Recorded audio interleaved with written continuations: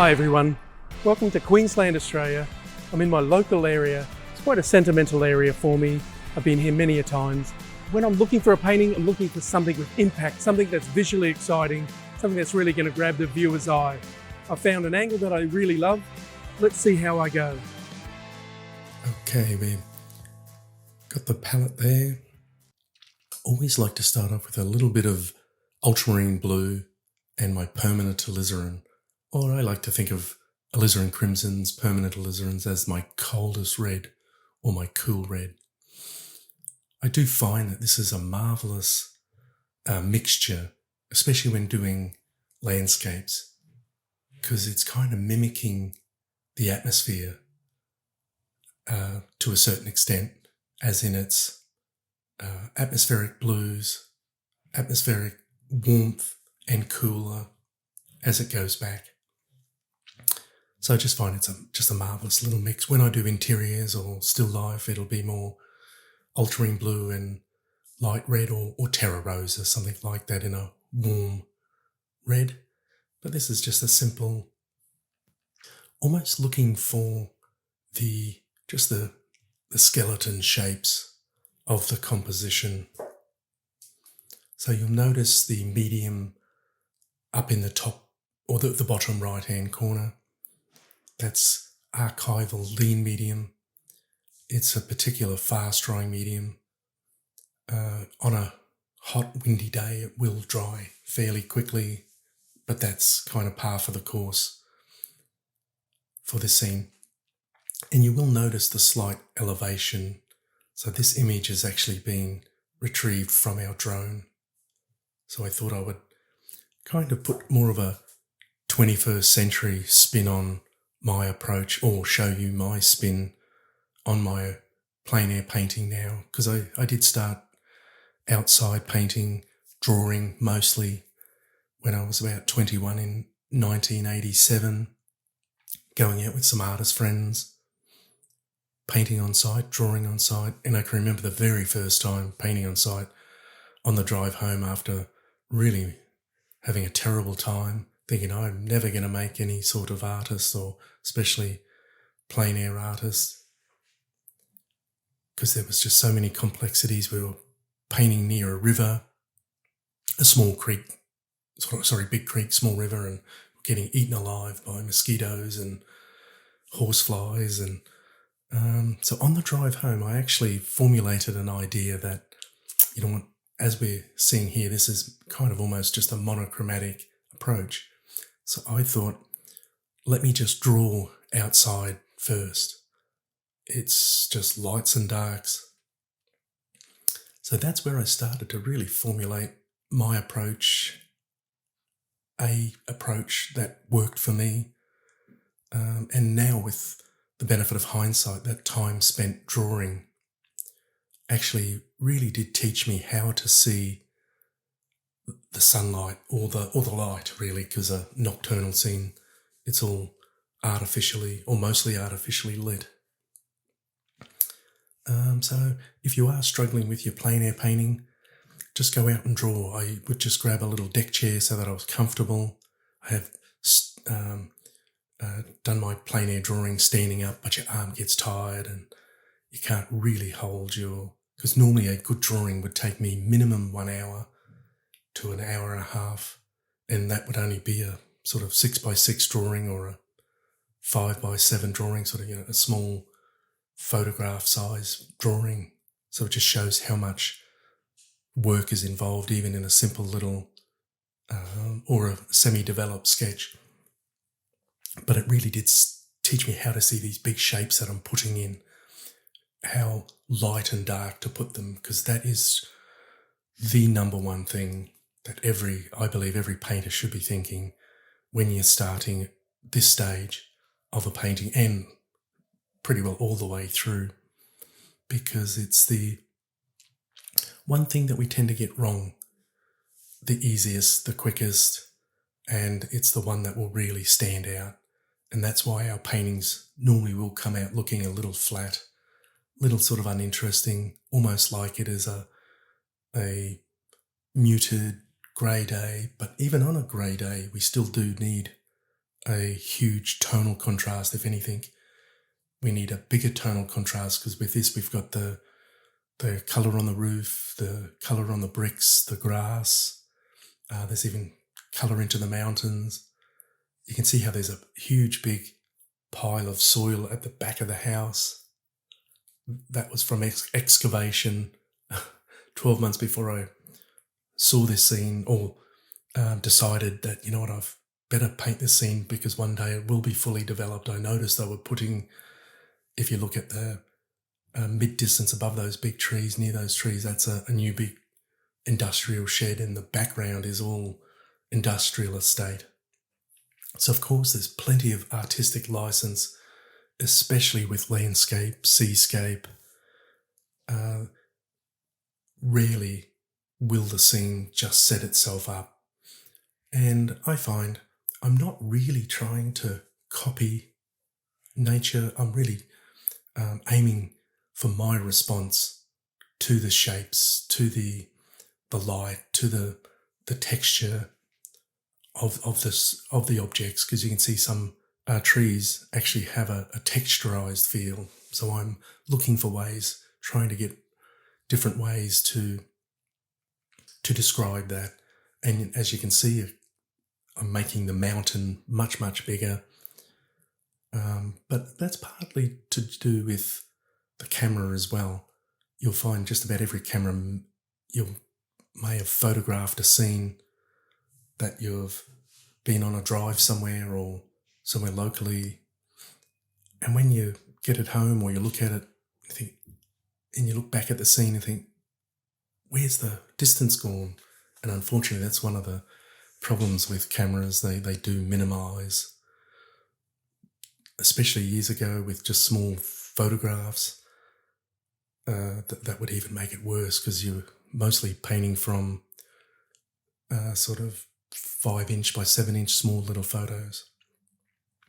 So not only was I aiming for a really powerful light effect and interesting edges, especially on the front of the house, with that shadowed wall and the sunlit wall on that right-hand side of the house, I was also really trying to get as much depth and distance. If there's one thing that I was told and that I've learned from sort of painting, is that people do love to see distance. So not only am I always trying to sort of paint with a sunlit effect, but I'm also trying to maximise the distance as well. And you may notice that I've already gone for a slightly yellower grassed area, and that's fairly deliberate. With most of these early paint mixes, I'm more looking at going one value warmer and putting a warmer value underneath, because I know later they'll get cooler, greyer, more muted. And this is one of my favourite little tricks to do. So often we think we've got to put paint on, especially white paint, which does dry, extremely slow in the drying process compared to our darks. So a lot of times I'll just wipe off the paint instead of adding more paint. So I'm using a soft bristle brush. It's one of the Eclipse brushes. It's really marvellous for editing out texture, because rarely do I find, or can you find, that there's texture in our deepest, darkest shadows. They're normally fairly flat, as in texture-wise. So I do love using these brushes. I used to use a lot of the palette knife to do some of this. I'd put the paint on with a hog hair brush and then hit it with the palette knife just to remove the texturization of the hog hairs. The synthetic brushes, or the imitation type synthetic brushes, are really marvellous. And especially for sort of shorter, closer in scenes where there's not as much depth. Say if we took out the back mountain and brought the top of the painting down, we don't have as much depth, so that's when texture is even more important. Where this, I'm using the blue in the background to really power up the effect that I'm going for. And you may notice that I've shortened the length of the house. I'm not too concerned with the exact measurement. That's where I think we can come unstuck a little, feeling as though we have to reproduce what's there because it doesn't look like that, so we shouldn't do it. But I'm all for creating a scene. That's why I like many different approaches to my painting, as in the retrieval of the subject matter. Just in the last 4 or 5, maybe 6 years now, I've been using drones, and because I do find quite often just being 10, 30, 40 feet higher, or sometimes actually even lower, maybe a beach scene, that being a little lower down actually is better than standing at our natural height, just for the elevation to make foregrounds appear bigger. So you might have just noticed that I used the rag on the right-hand end of the building where that light is hitting. This little farmhouse has been here ever since I can remember, and you can even see that I've altered the roof line as well, because it was going to look a little confusing. I've changed the garage or the building on the left-hand side to more of a gable roof. I believe when the eye runs across the triangle of the gable down into that shadow, especially where I'm starting to put it now, then up onto the roof line, then back down to the right-hand side, that creates a really nice rhythmic line, interesting line. It's just not flat. So I always believe that we are the creators of the image, or the image that people will see of our work. I think I learned that lesson fairly early on. Artist friend and I, as I mentioned, we would go out drawing or painting, but in the early years, drawing. We'd meet up in Brisbane City. And I remember we were drawing the Roma Street station. We have Central Station, Roma. That was one of the main city-bound stations that you would get off, and there was talk in the media that they were going to tear down the old train station buildings, and I thought, oh, well, this is a great opportunity. I'm here. I can record a definite bit of history, because maybe in 6 or 12 months' time, all these buildings will be gone. And I started noticing myself trying to draw all the train tracks in and everything. It was looking more architectural and boring, and so that's why, as you can see, I'm even altering that roof into a bit more of a shadow, just to tie in with the shadow of the wall. So to wrap that story up, I'm not concerned at all if it's not historically correct, unless someone specifically commissions or wants me to paint something as historically correct to their house or this particular place. That's no trouble, but I find art and painting is a creative endeavour, so I believe we should be using that device to make our work as interesting as possible. I'm now using the little number 3. It's the Master's Choice. Because this is only a fairly small painting, I'll sometimes use 1 inch wide, size 12 hog hairs, but it's always nice to get as much sort of information in as quickly as possible, but also the paint is extremely thin as well. That's probably with 28 years of teaching, that's probably with oil painting, that's probably almost close to the number one mistake I feel that a lot of people, when applying paint, do. They feel as if they've got to make the painting look finished or start to look finished on this first go. but I believe it's the last 10% of the painting when we should be making it look finished. Because I could say, you know what, this whole side wall, it's not working, it's not responding to the idea that I had, and I may scrap it all. And the thicker the paint that I have on, the harder it is to adjust, to readjust, and to change. So thinner is definitely better.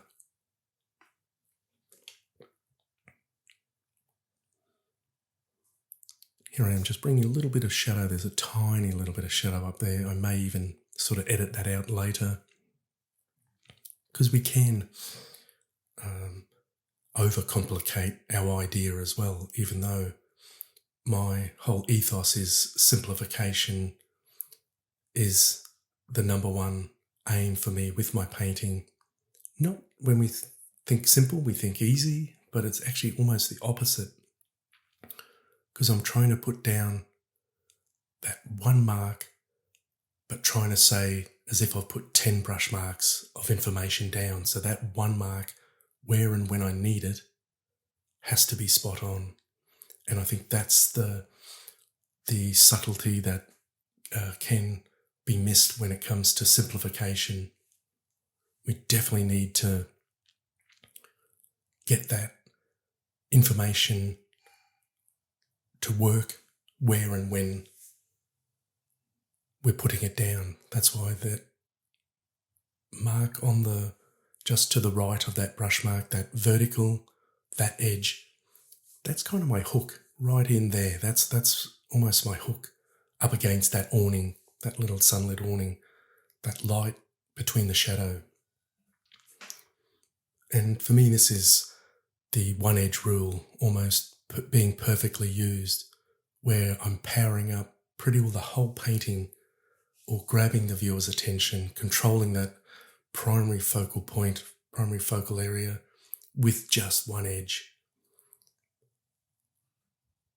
And it doesn't happen too often or all the time, but it is nice when I find that subject that has that lovely aspect to it.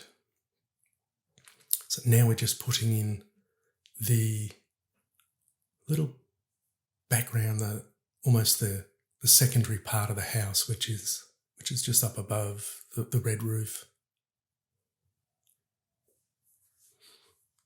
So that's just a little bit of cadmium red with the white now to make that value. But I'm thinking, my first instinct is, how light is it? How dark is it in relation to the subject? Because ultimately the subject is our greatest guide, our greatest device to paint from, to work from. And my cadmium red is a really bright, fairly light red, even though it's just looking a fraction, a little more to the orange there, but it's definitely a light. Sometimes the cadmium reds can be quite deep and dark, so I normally steer clear of those. So just dipping into that lean medium, almost with every mix, because I like to think of my medium as a glue, as a device that's adhering the paint to the surface, my gessoed MDF, but it's also speeding the drying up as well. So it's kind of doing a dual job there. And I like to just use the standard titanium white. Actually, my favourite thought and saying is, when painting light, the more light, the more titanium white, because it's the white that actually powers up the effect of sunlight, ultimately. If we took all the lightest values out, the sunlight wouldn't work. Unfortunately, the saying for shadows isn't as good, because it's French ultramarine blue, the one right up in the top, second from the left. That's the classic French ultramarine blue. That's what really powers up the shadows and our atmosphere and our depth. That's why you'll notice how much paint I've got out. I like to think in terms of elephant droppings, not bird droppings. You almost need to put the paint out as if someone else is buying the paint for you.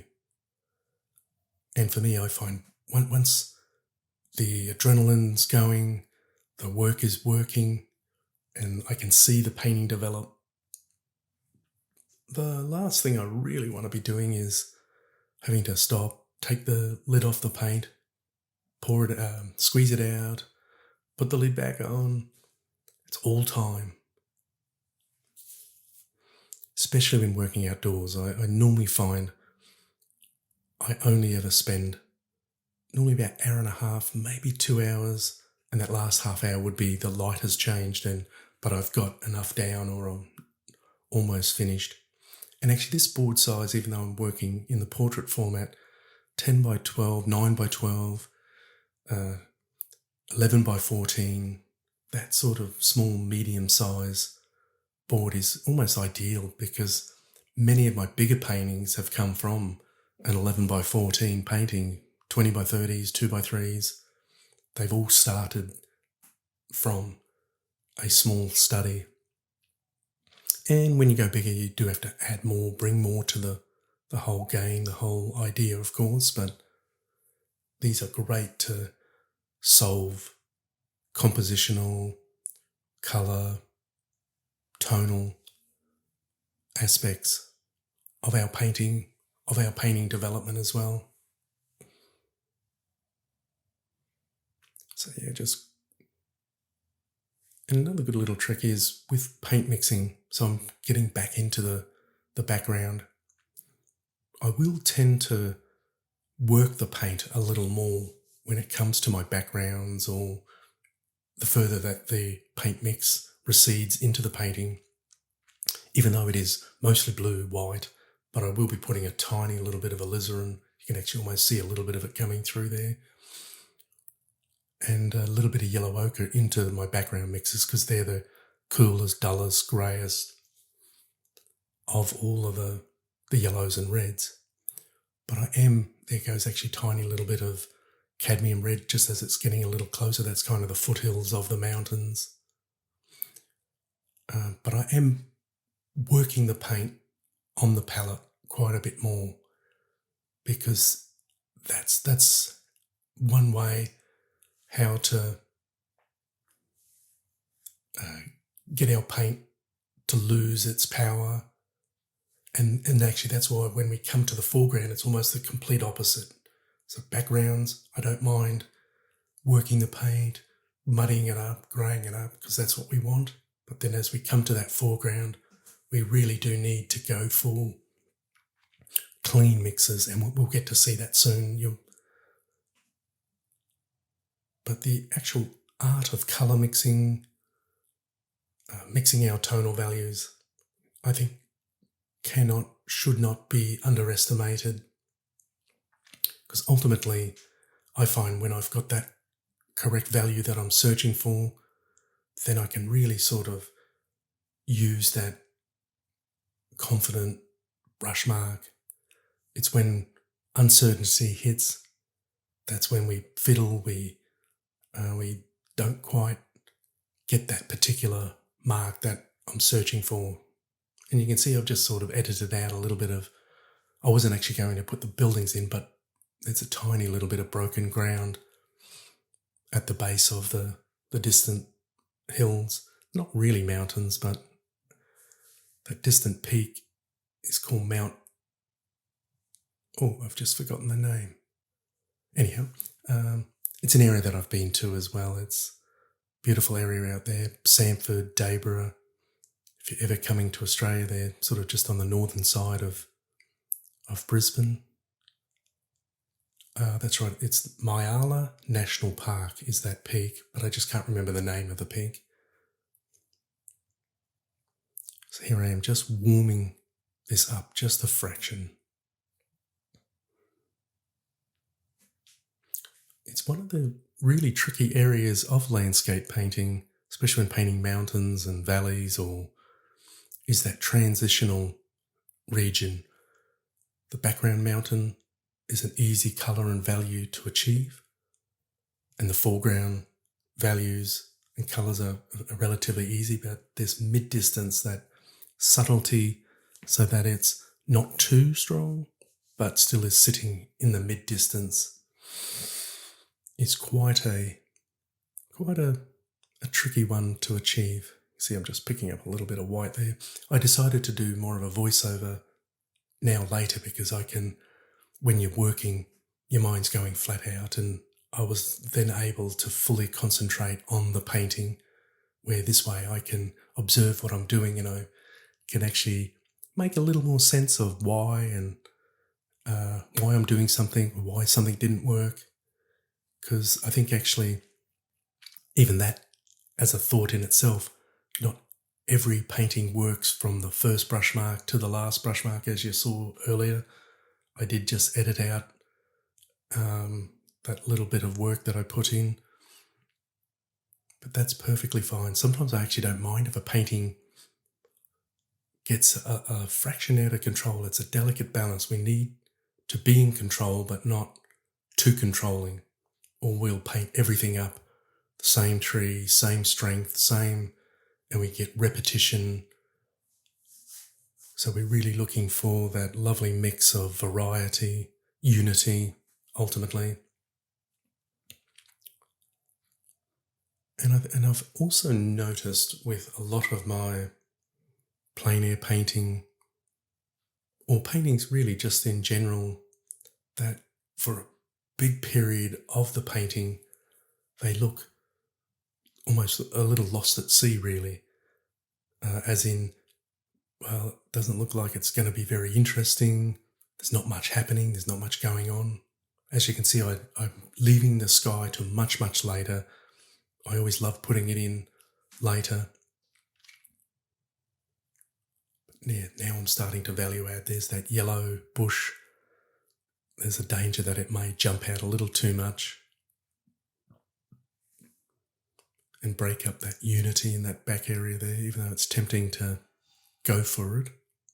But the reason I like to not put the sky in is I traditionally did for probably 20-ish years, and then I actually did a painting, a backlit scene, a looking sort of into the light, sun coming pretty straight towards me, and I actually forgot to put the sky in.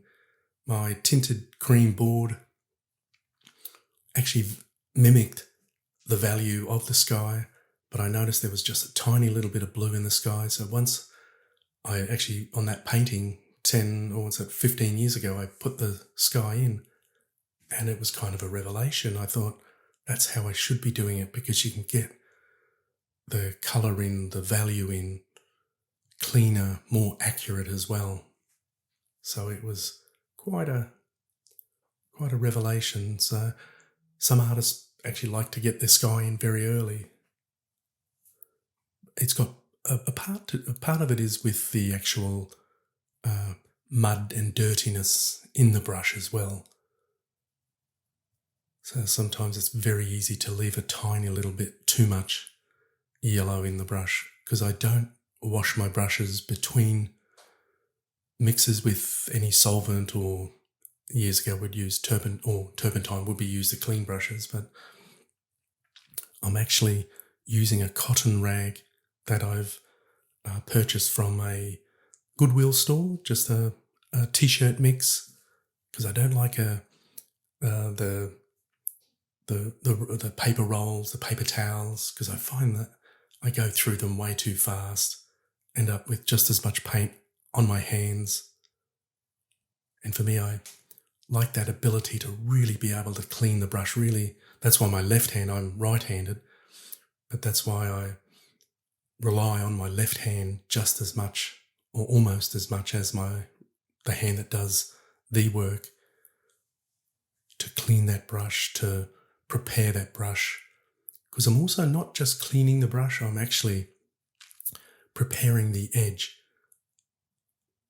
to be able to do that exact mark when and where I need it.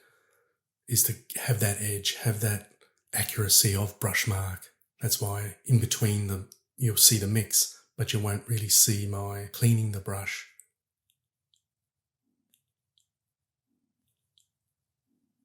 But also preparing the brush. So for me, that when it comes to the mixing of the paint, applying the paint, it's that in between, almost the middleman, the sort of job that we need to do, that we need to get done. And just going back to the reference, you'll see that there's a whole heap of buildings that I'm more trying to mimic, because there's even actually a train line in there. That's the northbound, southbound train line. So there was so much in this scene that maybe a bigger painting, I may put it in at someday, to say the train line or some resemblance of it, just for a historical sort of thing. But I felt it wasn't ever going to really enhance the painting, even though there's a nice little cast shadow on the train line there, just above that big mound of dirt. But I find mid-distances also are a linkage. So we don't, unless absolutely needed, we don't really need to put too much information there. The eye will, or my aim is for my eye to look at the foreground building right first, where that sunlit wall, then the left, and then drift into the distance. So almost leapfrogging the mid-distance to a degree. Of course, it's important, and I'm looking at brush mark, brush direction, shadows, making sure that my edges won't compete with the foreground edges.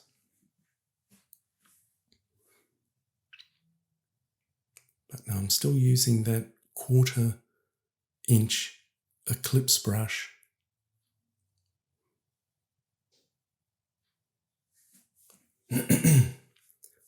Okay, so now it looks like I'm just going to start to bring in a little lighter, cooler value. So that, to me, seems to be the spice of a good, whether it's a piece of music or a painting, it's that getting that right amount of variety so that the eye doesn't fatigue too much.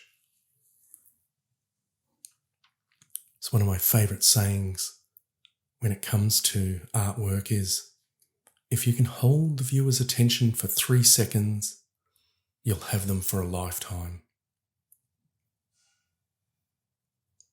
And it seems to be true, I find, because if you are in a gallery or an exhibition, and if someone's walking past your paintings, not stopping, not lingering to have a better look, a longer look, it normally just means that we just haven't got that X factor into them, that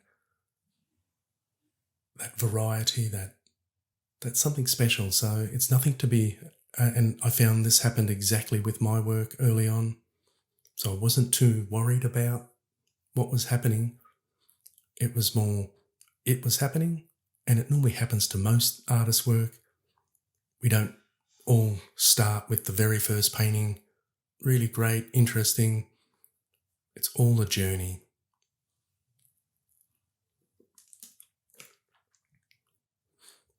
And you'll see the other beauty, I think, with only using limited brushes is that we do actually get a unity with our painting. Where I found if I use 10 or 12 different brushes, there's a tendency, or there's a chance that my painting can look like there's 10 different paintings in the one painting. So you can see I'm spending a reasonable amount of time on this area.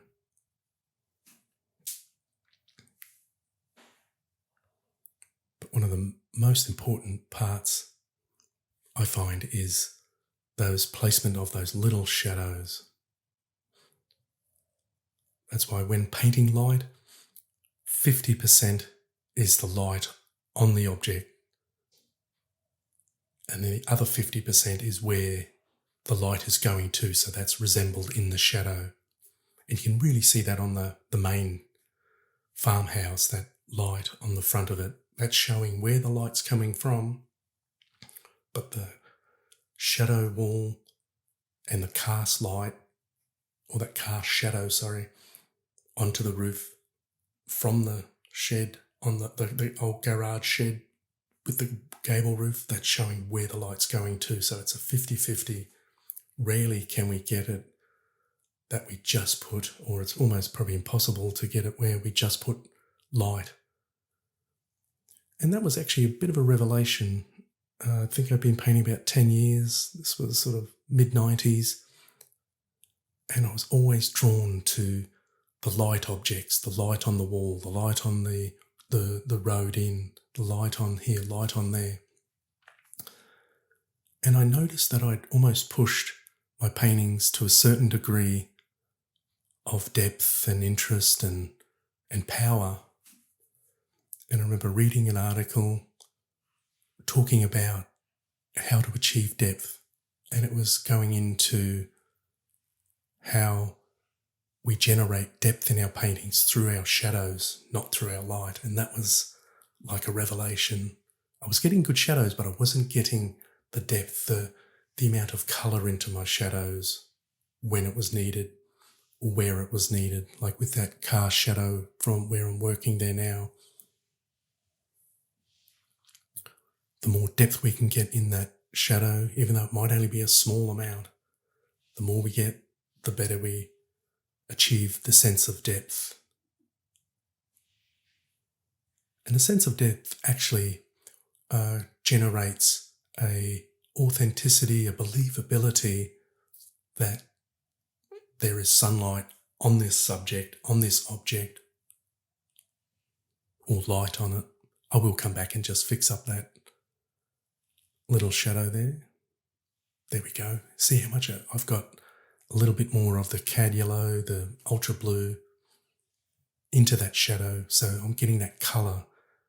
So it's that local colour of the grass that I'm using. I do love to use a pre-mixed green, and that's phthalo green right down the bottom there. I find I can get such a wide variety. I would need probably 6 or 7 different yellows or blues to achieve the same as I can get in one. I do like Viridian as well, but for the last 15 or 20 years, I've just been using the phthalo, but that was more by accident. They just didn't have Viridian when I went in that day, and so I thought, oh, you know what, it's probably time for a change. So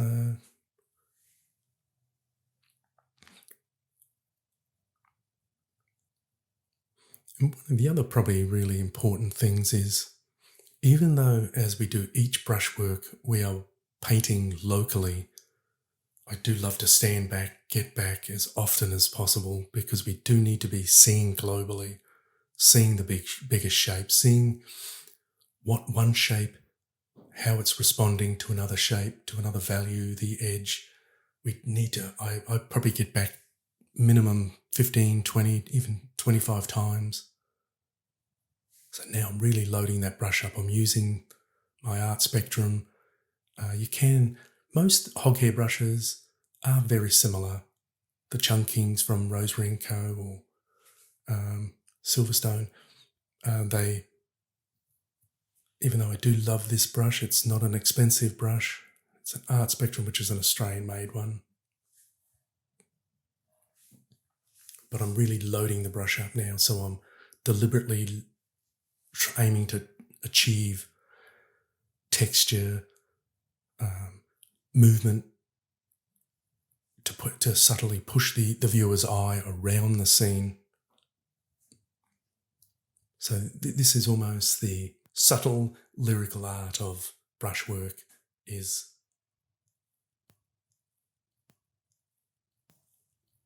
how we're texturizing the paint, because that paint surface is so important. And that's why I'd always prefer a confident brush mark over a steady, actually you can see that bristle just coming out. That normally happens to a relatively new brush. So, that would have just been pulled out at some stage. It looks like it's still there. But it just shows how when you're focused, little things normally don't bother me at all.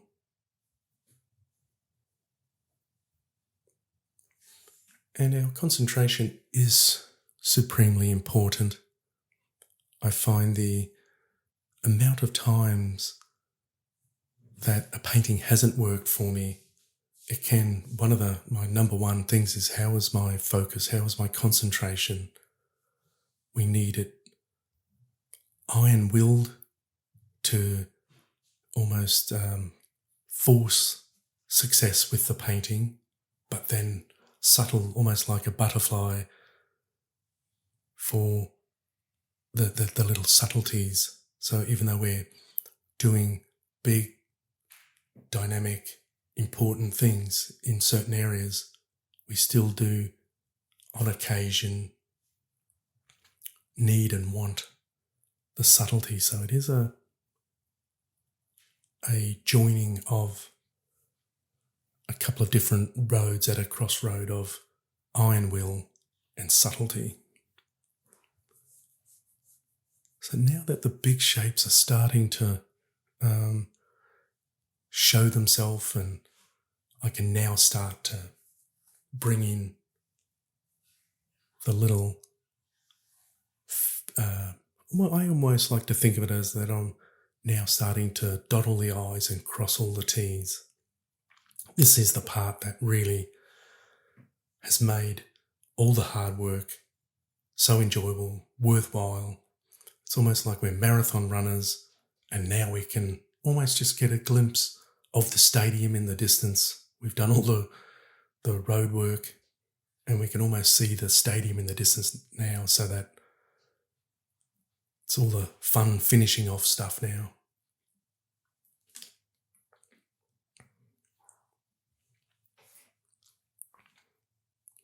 And another good little trick is, I find, as a little mental exercise, is to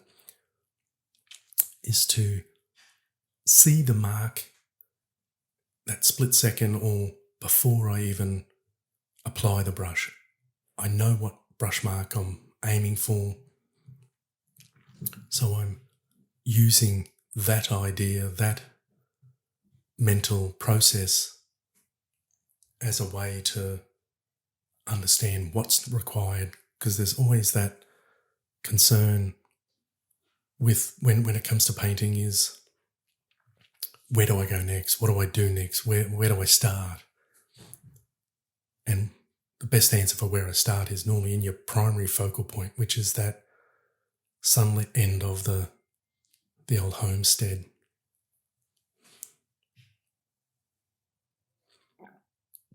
And see all that lovely texture in the foreground, being very careful not to edit too much of it out. So the other nice little directional line was the driveway in. You'll see the driveway on the reference photo, that big one on the right going out to the right. That was I believe the ones that they had to get the trucks in and out to build that shed. So they kind of spoilt the foreground to a degree, but I kind of painted it how I remembered it and how I wanted it to be. So I'm thinking of this as a tonal change, but also a directional line, because this will help sort of get the eye to go to that secondary focal area, which, as I said, was the gable shed, or probably is a car garage. This is what I like to think of. I'm value adding now. I'm putting all these little accents in, the little shapes, the little subtleties that really normally make or break the painting, because it's that last 10% of the day that I'm doing this to the painting, these final little aspects. Because I do try to paint with as pure light. That's why even when choosing a subject, I will wait until it's the right amount of sun in the day that I'll know will hold. Because as you saw with the introduction, and that was not quite the same light effect. That was more a few hours after this, once the clouds had blown in.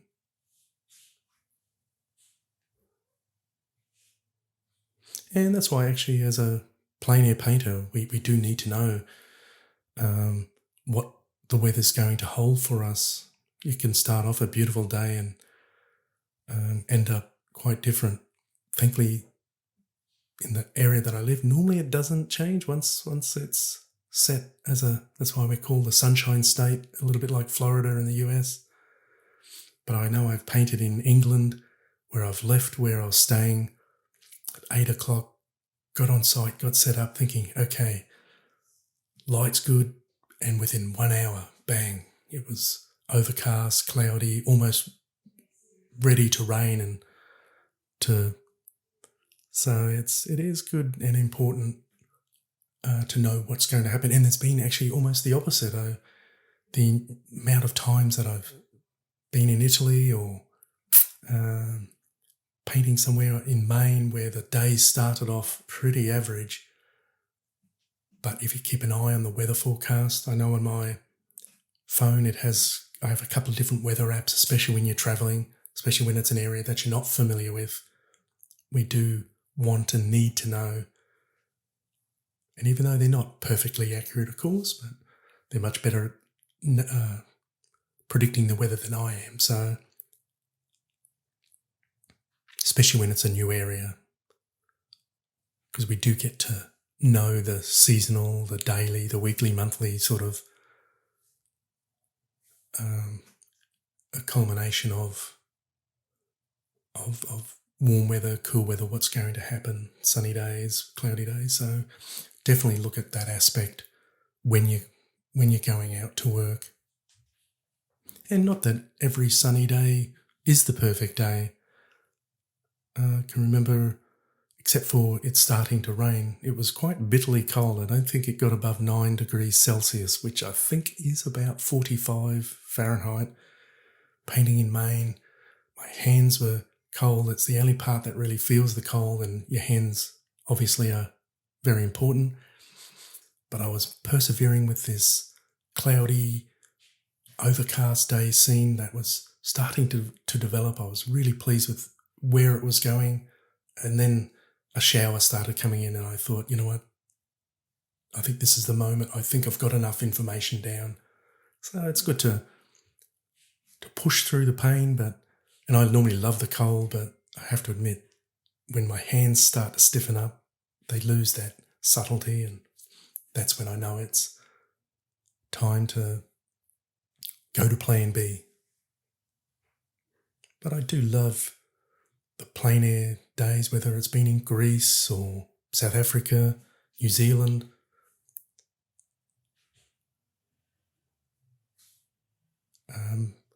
Capturing the scene in that day, in that moment. I normally do like to use an umbrella, except on sort of coastal scenes. Sometimes it can get a little too windy. They are a little susceptible to the wind. The umbrellas, but definitely we want to be comfortable. You want to make sure you've got plenty of fluid. You've eaten enough so that you're not sort of thinking about, oh, geez, I'd like a cup of coffee about now, or a bite to eat, a sandwich or something. Make sure you get that all done before we start. Because normally the first part of a painting is quite a bit of a battle. We're battling to get shapes in, values in. But then this is the fun part. Always trying to remember that it's not just about the finish, the end result. It's always enjoying the journey. That's why I've probably done over 1 million colour mixes. I'd hate to probably count it, but I still love the process of mixing paint, that challenge. Some days when you're in a bit of a rush, it is a little harder to actually find that patience. But of course, That's what we're always needing to do and to look at. So just enjoy that journey. Okay, so now and you can see that we're 3/4 the way through. And this is just blasting in plenty of white. I probably was a little guilty of going a little too dark in my early years with my skies, wanting to make things stand out, using a fraction darker blue or a fraction grey, a bit more purple. But I've noticed to get that pure sunny day sunlight effect, lots of white, only needs a tint, as you can see from the reference photo, it does get just that little bit bluer as it goes up.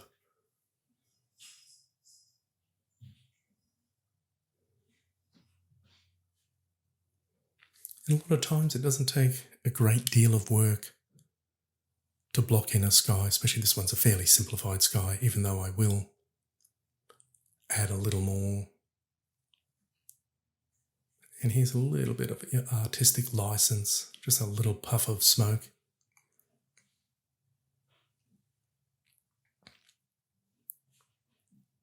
And just so that it's not completely void of information or interest, doesn't hurt to bring just that little bit of clouds that were probably a little more ominous of what came later.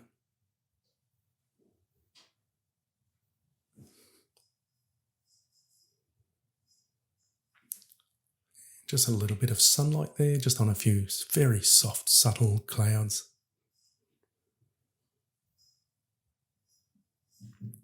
And notice how that I'm still looking at foreground in relation to sky. That's why that brush cleaning effect with the cotton rag for me is so vital. So this is just a little bit of ultramarine blue. So there I go into the ultra blue. The permanent alizarin is just to its right, and I use cadmium yellow medium. I don't really like using deep or light. I think the cadmium yellow medium's a great all-rounder. And then there's the classic yellow ochre, cad orange, cad red. Phthalo and light red ochre is right down the bottom left, which is very similar to a Terra Rosa in most brands, even though the paints I use are available sort of worldwide.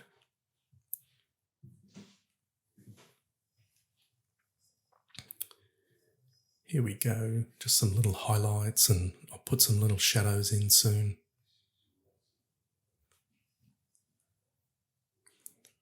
And I find once I get this smaller brush, it's a Neef, even though I'm not sure if it's available worldwide, but it's a synthetic hair is probably more important than the brand, to be honest. It's just and they normally only last me about a month, and they kind of just tend to wear out. They lose their spring, they lose the nice flexibility, that little bit of that bounce that when they're brand new, they have. And because they're only fairly cheap, I'll normally grab 10 at a time, and once I notice it's just starting to sort of die on me, sort of lose that. It's almost like a tennis player with a tennis racket. Once the strings start to loosen too much, you lose the power out of the racket. So a little bit similar like these little guys. They're normally a white, fairly white, synthetic-y looking bristle. Okay, here I'm just reinforcing almost a tertiary directional line here. But once again, a painting really is all about putting a light in front of a dark. And my other word of caution, even to myself, whenever I'm using these smaller brushes or my smallest brush, I'm actually being super careful how long I'm using them for, because you can do sometimes a few hours of work, careful, stated work, and you see I'll just bring this. Normally best to bring light poles or the mast on a boat from top to bottom most times. I do like to do. But you can overdo it. We can put too many little dots and dashes, or what I like to think of as my Morse code, that sort of dot and dash effect. We can overdo it with this little brush.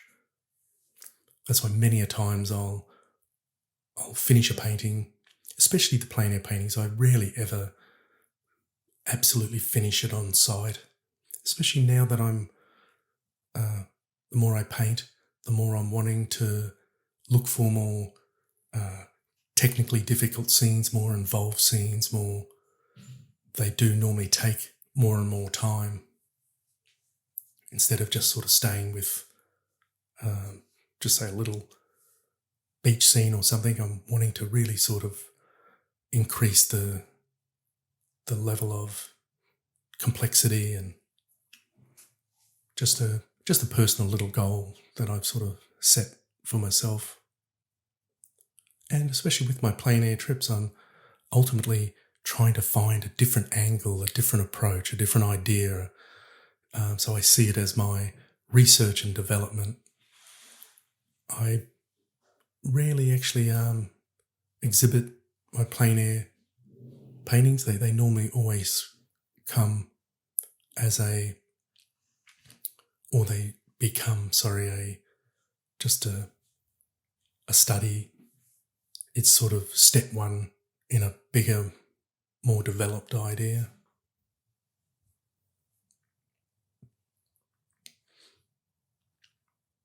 Here we go. There's a little aerial or something coming off there. I just thought that was a nice little bit of light in front of that dark. Making sure that all these little accents don't override my primary focal area.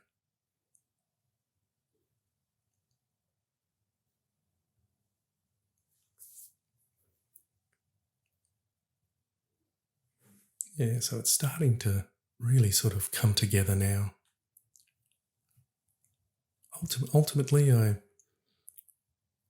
never liked, or I've been fortunate that if I'm not happy with a painting, I can scrap it, throw it.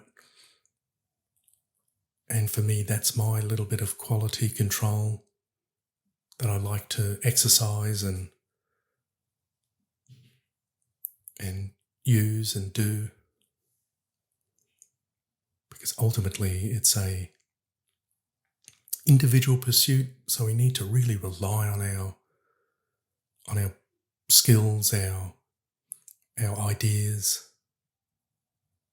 We're almost becoming our own critic, as our own biggest fan as well. So we have to watch that aspect of it as well. And there's always an argument to say or think that, you know what, a little less detail is actually better. So that's why many a times I'll sort of push it, and then use a period of reflection where I'm not looking at the painting, so that I can come in with that fresh idea. And actually, with that said, another great little tip and tool that you can use with modern phones is you can actually, you can do it to the original scene as well. But I learnt this one about 15 years ago just by pure accident. I'd photographed a heap of paintings, and some were long and thin, so I did them horizontally. You can do it to the original scene, and what you do is flip the image mirror reverse. That's the painting done. I'm really pleased with the result. I've got great depth, distance, and it's a really impactful scene. So I'm over the moon. I hope you enjoyed it as well, and all the best.